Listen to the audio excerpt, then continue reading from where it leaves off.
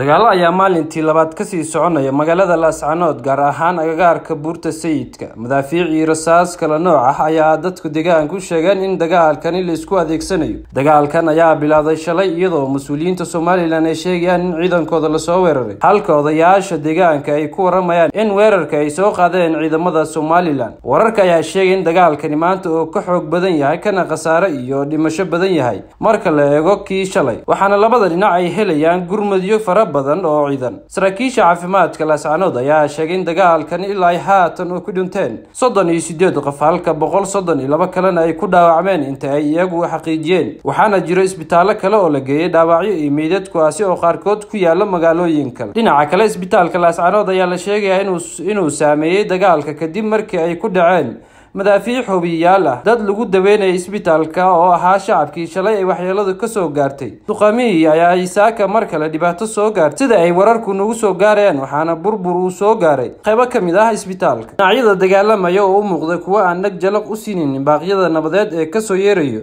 gudaha iyo dibadda si loo joojiyo dagaalka, waxaana dhinac walba uu ku dadaalayaa inuu ka adkaado dhinaca kale.